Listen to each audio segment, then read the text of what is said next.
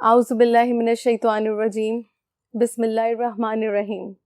السلام علیکم اسٹوڈینٹس, آج کا ہمارا ٹاپک ہے چیپٹر نمبر 3 کا ٹاپک نمبر 19.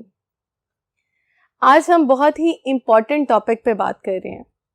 ویسے تو ہر ٹاپک ہی بہت امپورٹنٹ ٹاپک ہوتا ہے, کیونکہ کامیابی کا ایک چھوٹا سا راز ہے.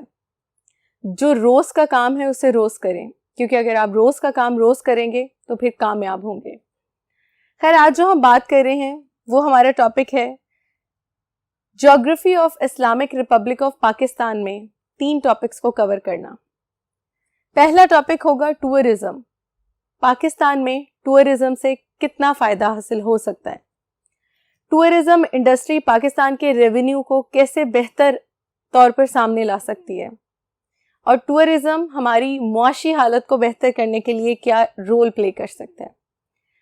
سیکنڈلی ہم بات کریں گے لینڈ لاک کنٹریز کی, یعنی وہ سینٹرل ایشین کنٹریز جو لینڈ لاک کنٹریز ہیں, وہ گزرگاہ جو ہم وسطی ایشیائی ممالک کو پرووائڈ کر سکتے ہیں اور اچھا خاصا ریونیو جنریٹ کر سکتے ہیں. اسٹوڈینٹ, اس کے تیسرے پارٹ میں ہم پڑھیں گے اکنامک انسٹیبلٹی. اکنامک انسٹیبلٹی ایک بہت اہم ٹاپک ہے. ہر انسان کو پتہ ہونا چاہیے کہ اس کے ملک کے معاشی حالت کیا ہے, تاکہ وہ اپنے آنے والے منصوبوں کو اس طرح سے پلان کر سکے کہ کوئی مسئلہ نہ آئے اسے مستقبل. تو بسم اللہ کرتے ہیں آج کے ٹاپک کو اپنے پوائنٹ نمبر 1 کے ساتھ, جو ہے ٹورزم. بچوں, ٹورزم جو ہے وہ پاکستان میں بہت امپورٹنس رکھتا ہے. ریزن آپ سب کو میں نے بتایا ہے, ہر بار بتایا ہے کہ قرآن مجید کی آیت فَبِأَيِّ آلَاءِ رَبِّكُمَا تُكَذِّبَانِ, کہ تم اپنے پروردگار کی کون کون سی نعمت کو جھٹلاؤ گے. تو یہ نعمت ہمارا ملک پاکستان. اللہ نے اتنا بہترین ملک ہمیں دیا, کیونکہ اس کی مرضی کے بغیر ایک پتا نہیں ہلتا. تو اس کی مرضی تھی تو ہمیں 14 اگست 1947 کو یہ ملک حاصل ہوا. اسٹوڈینٹس, جب ہم بات کرتے ہیں اس ملک کی, تو آپ جیسا کہ چیپٹر 3 کے سٹارٹ سے سنتے آ رہے ہیں کہ اس میں پہاڑ بھی ہیں, دریا بھی ہیں, سمندر بھی ہیں, میدان بھی ہیں, اور سطح مرتفع بھی ہے. یہاں ساحلی پٹیاں بھی ہیں, اور ہم ایک ایسی زمین پر رہتے ہیں جہاں اللہ نے چاروں موسم عطا کیے ہیں, سردی, گرمی, بہار, خزاں, ہر موسم. تو بچوں, آپ نے ٹورزم انڈسٹری کے لیے یہ دیکھا اللہ تعالیٰ نے ہر نعمت تو عطا کی ہے. اب اللہ کی اس نعمت کو جہاں پوری دنیا میں سراہا جاتا ہے, تو ہم اپنے ملک کا ریونیو بہتر کرنے کے لیے ان جگہوں کو کیوں بہتر نہیں کر سکتے. پاکستان میں بہت خوبصورت وادیاں پائی جاتی ہیں, پاکستان میں بہت خوبصورت ساحلی علاقے پائے جاتے ہیں, پاکستان میں بہت خوبصورت جھیلیں پائی جاتی ہیں, اور سب سے خوبصورت جو مغلوں نے اپنے شاہکار یہاں بنائے ہیں وہ بھی بہت بہترین ہیں. Students, world travel and tourism council کے اکارڈنگ ہم بات کریں تو 2016 کے سروے کے اکارڈنگ پاکستان ٹاپ کنٹریز میں تھا جہاں ٹورزم کو فروغ مل رہا تھا. اور 2018 کے سروے رپورٹ کے اکارڈنگ پاکستان میں وزٹرز یعنی ٹورسٹ کی تعداد آلموسٹ 1.9 ملین تھی. کتنی تھی؟ 1.9 ملین جو ہے وہ ٹورسٹ پاکستان کو وزٹ کر کے گئے تھے. 1.9 ملین کتنے بنے؟ تقریباً 19 لاکھ. تو یہ جو رفتار ہے یہ تیزی سے بہت بڑھ رہی تھی.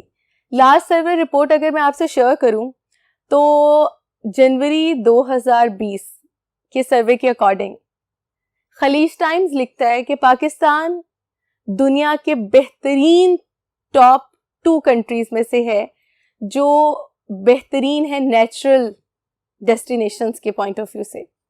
یعنی یہاں جو ٹورسٹ ہیں وہ آ کے ایسے ایڈونچرس پوائنٹس دیکھ سکتے ہیں جو پوری دنیا میں آپ کو کہیں نہیں ملیں گے.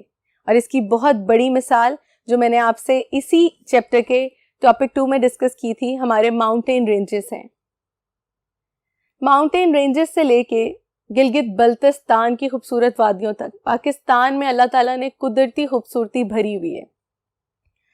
اچھا, اس سب سے بھی زیادہ جو ہمارا پروونس ہے پنجاب, اس پنجاب کا ایک شہر جو یہاں کا دل ہے, جو یہاں کا کیپٹل ہے, لاہور میں جتنے مغلیائی شاہکار بنے ہوئے ہیں, پوری دنیا میں سب سے زیادہ سیاح لاہور کا وزٹ کر چکے ہیں. یہ میں آپ سے 2019 سروے کی رپورٹ شیئر کر رہی ہوں, جس کے اکارڈنگ پاکستان میں سیاحوں کی بہت بڑی تعداد آئی, اور اس بڑی تعداد میں ایک بہت بڑی تعداد نے لاہور کا وزٹ کیا. لاہور میں بہت سی جگہ جہاں کا وزٹ کیا گیا, جس میں بادشاہی مسجد ہے, شاہی قلعہ ہے, اور بہت سے ایسے مقامات ہیں جہاں کھانے ملتے ہیں. تو چاہے گھومنے پھرنے کی بات ہو یا کھانے پینے کی بات ہو, لاہور ہمیشہ سے ہی لوگوں کی توجہ کا مرکز رہا ہے.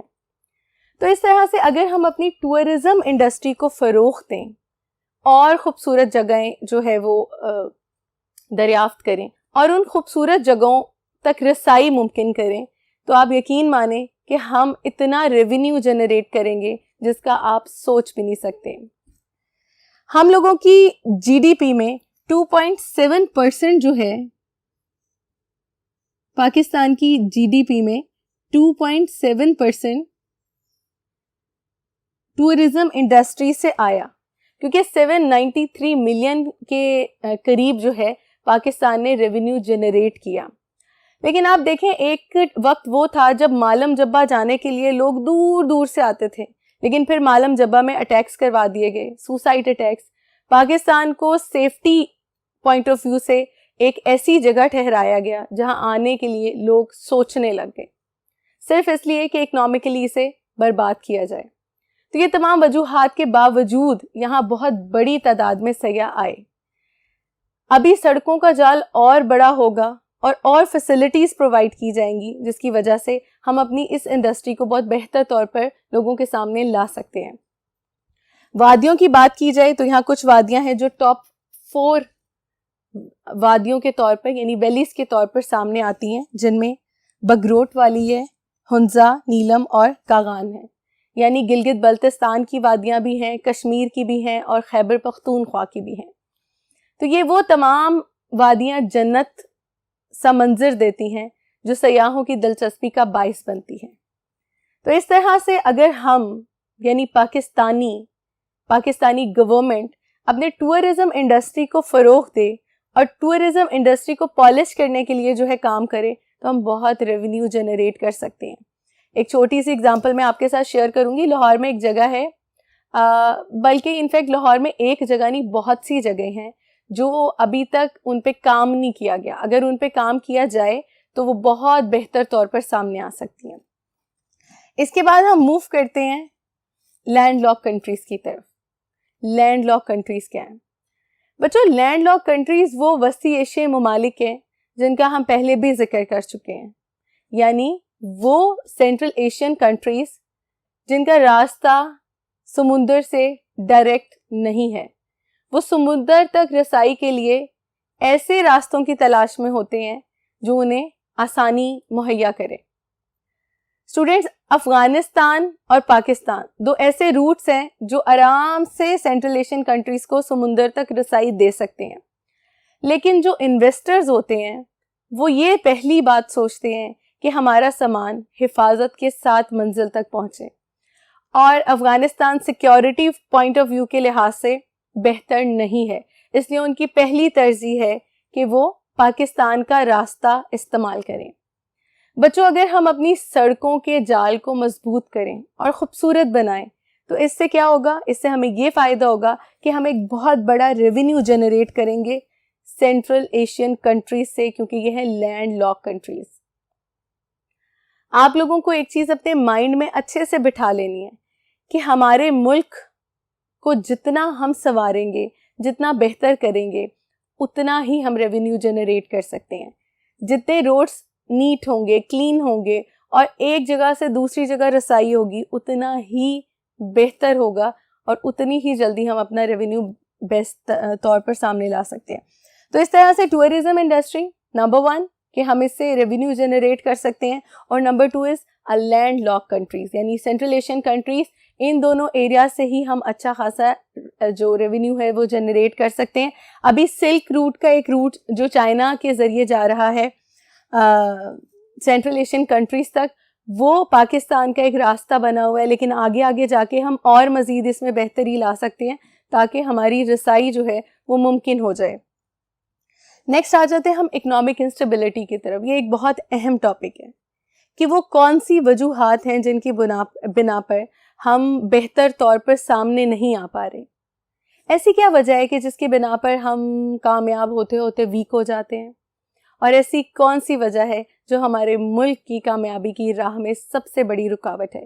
تو ہم دیکھیں گے کہ معاشی عدم توازن کی ایسی کیا وجوہات ہیں جو ہمیں فیس کرنی پڑی 14 اگست 1947 سے آج تک. چلتے ہیں بورڈ نمبر 2 کی طرف. جی اسٹوڈینٹس، ویسے تو اکنامک انسٹیبلٹی کے بہت سے ریزنز ہیں، لیکن جو آپ کی بک میں ریزنز دی ہیں یہاں میں نے ان میں سے کچھ مینشن کیے ہیں.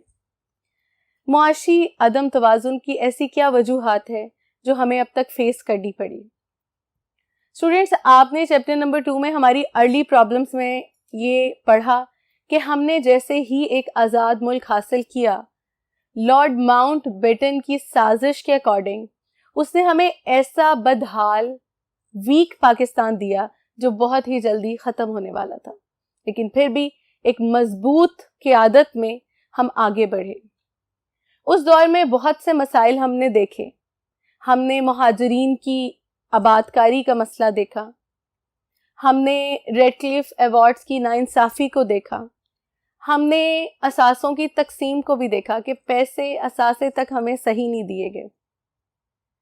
کبھی کچھ مسائل کبھی کچھ مسائل.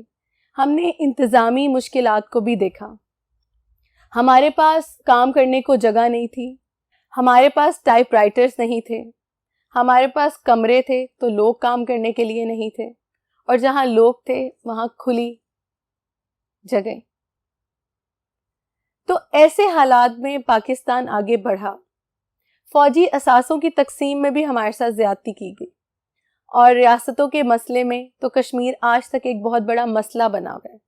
تو اسٹوڈنٹ، جو ہمیں اکنامک انسٹیبلٹی کی طرف ایک بہت بڑی وجہ لے کے گئی وہ ہمارے ملک کے بنتے ہی 1948 کی جنگ تھی. یعنی جب کشمیر پر انڈین فورسز نے قبضہ کیا تو اس ٹائم ہماری بھارت کے ساتھ، انڈیا کے ساتھ پہلی جنگ ہوئی، اور اس جنگ نے ہم لوگوں کو معاشی طور پر ویک کر دیا. ایک بات آپ لوگوں نے یاد رکھنی ہے جو آگے ہم اکنامک پلاننگ میں پڑھیں گے، کہ جب بھی کوئی ملک میں جنگ ہوتی ہے تو وہ معاشی طور پر 10 سے 15 سال پیچھے چلا جاتا ہے.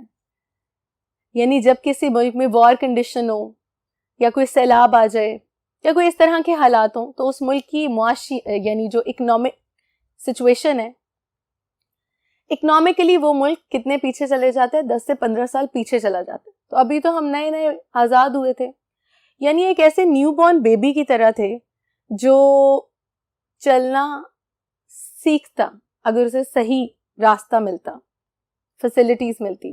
بٹ یہاں تو شروع میں ہی جنگ ہو گئی، تو ایک بہت بڑا مسئلہ تھا کہ ہم لوگوں کو فیس کرنا پڑا آزادی کے ساتھ ہی. اس کے بعد 5 سالہ منصوبوں کی میں جو ہمارے تبدیلیاں آئیں، جیسے میں آپ لوگوں کو بتاؤں کہ پہلی بات تو یہ کہ ہمارے 5 ایئر پلانز بننا ہی بہت لیٹ شروع ہوئے. 1955 میں یعنی پاکستان آزاد ہوا 47 میں، اور 55 میں پہلا 5 سالہ منصوبہ آیا. اب جب پہلا 5 سالہ منصوبہ آیا تو وہ ایک ایکسپیریمنٹل پلان تھا کہ کیا بنے گا آگے، لیکن جب دوسرا 5 سالہ منصوبہ آیا تو وہ تو بہت کامیاب ہو گیا. اتنا کامیاب ہو گیا، ایوب خان نے اسے پریزنٹ کیا تھا، اور ایوب خان نے پاکستان کو جو پاکستان کا ایڈوانٹیج سائیڈ ہے یعنی گرینری کا، زراعت کا، اس پہ کام کیا. اس لیے کہتے ہیں اگر پاکستان میں ہم کہیں کہ گرین ریولوشن آیا تھا تو وہ 61 سے 65 میں سیکنڈ 5 ایئر پلان میں آیا تھا. اب جب 65 میں ہمارے حالات تو بہت بہتر ہو گئے، یعنی پاکستان کے حالات بہتر ہو گئے، معاشی طور پر پاکستان اتنا بہتر ہو گیا کہ اگر آنے والا اگلا منصوبہ بھی ایسا ہی کامیاب جاتا تو اسٹوڈینٹس ہم بہت بہترین حالت میں ہوتے. لیکن آپ 65 سے یاد کرو، 65 میں کیا ہوا؟ اگین جنگ، پاکستان بھارت کی جنگ سے اکنامکلی ملک کتنا پیچھے چلا جاتا ہے؟ 10 سے 15 سال. چلو جی جتنا کمایا تھا پھر سے ویک ہو گئے. تو ہمیں سیٹل تو ہونے دو, بٹ نہیں, سچویشنز ایسی بن رہی ہیں کہ وہ ہمیں سیٹلمنٹ کی طرف آنے ہی نہیں دے رہی ہیں. خیر, تو 5 سالہ منصوبوں کو بھی ہم نے اس طرح سے فیس کیا تو ہم سیٹل نہیں ہوئے. پھر ہمارے ملک میں مسئلہ کشمیر شروع سے ہی ایک بہت بڑا مسئلہ بنا رہا ہے. ہمیشہ سے ہم اس مسئلے کو فیس کر رہے ہیں. بہت بڑی انویسٹمنٹ ہمیں یہاں کے لیے کرنی پڑتی ہے. تو یہ بھی ایک ریزن ہے کہ ہم اکنامکلی اسٹیبل نہیں ہیں.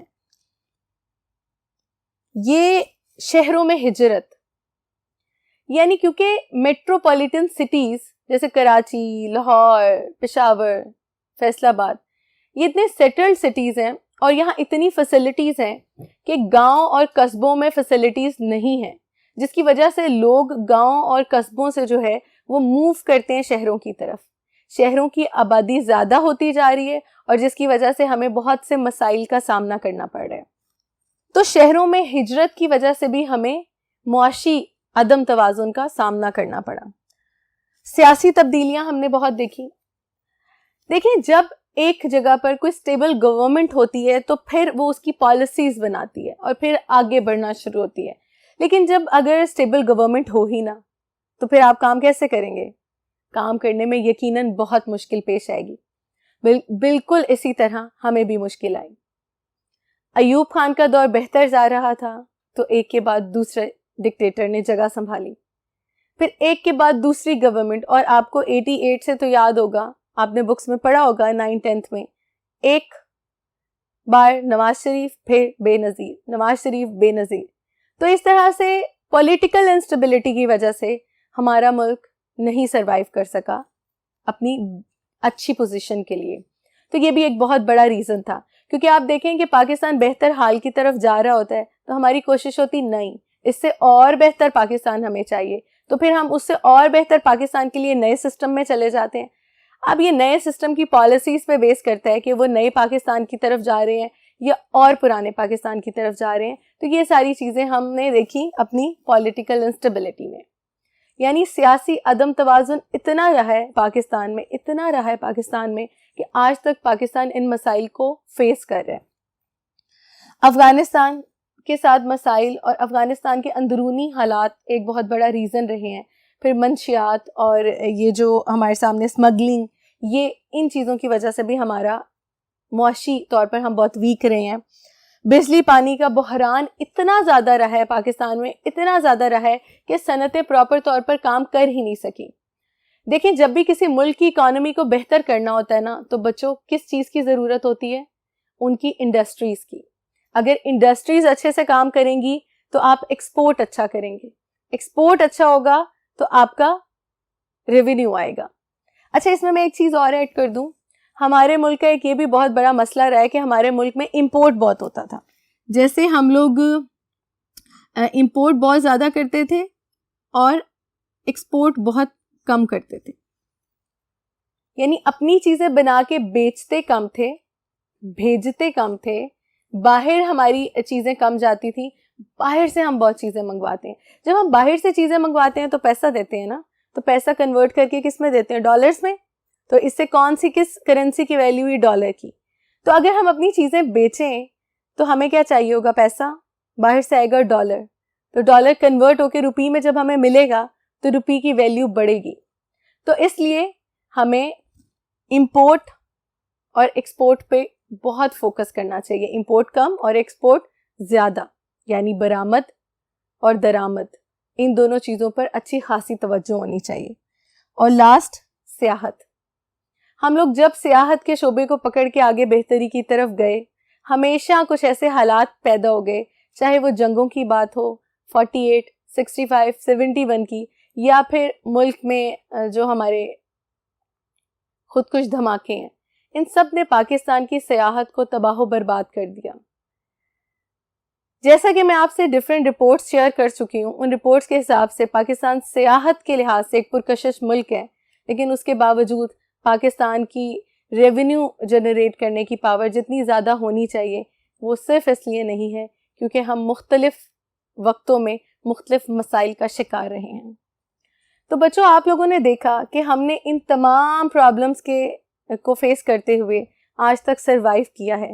اور اگر ہم ان تمام پرابلمس پر کنٹرول پا لیں, یعنی ہم جنگوں کی طرف نہ جائیں, پراپر 5 ایئر پلاننگس کریں, کشمیر کے مسئلے کا کوئی حل نکالیں, شہروں کے ساتھ ساتھ دیہاتوں کو بھی آباد کریں, سیاسی تبدیلیاں زیادہ نہ لائیں, جو بھی پارٹی آئے وہ پراپرلی دل لگا کے کام کریں, ہمسایوں کے ساتھ تعلقات کی بحالی کریں, بجلی اور پانی کے بحران سے نکلیں اور سیاحت کو جو ہے وہ فروغ دیں, تو ہم ان تمام ویکنیسز کو اپنی اسٹرینتھ میں بدل سکتے ہیں. تو آئی ہوپ آپ کو آج کا ٹاپک سمجھ آیا ہے, کیونکہ آج کے ٹاپک میں ہر چیز کو آپ نے بہت اچھے سے پریپیئر کرنا ہے. اکنامک انسٹیبلٹی پہ ایک شارٹ کوسچن آپ کو آ سکتا ہے کہ کوئی سے 3, 4, 5 وجوہات بتائیں جن کی بنا پر ہم ویک ہیں, تو آپ ان میں سے جو بھی آپ کو ایزی لگیں آپ کر سکتے ہیں. اور جاتے جاتے ایک ایسی بات کہ جو آپ کو آپ کے مستقبل میں ایک فائدہ پہنچائے گی, وہ یہ ہے کہ اپنے بڑوں کی عزت کریں, کیونکہ آپ اپنے بڑوں کی عزت کریں گے تو لوگ آپ کی عزت کریں گے. اسی کے ساتھ دعاؤں میں یاد رکھیے گا. انشاءاللہ نیکسٹ ٹاپک کے ساتھ دوبارہ آپ کے سامنے آؤں گی. تب تک کے لیے اللہ حافظ.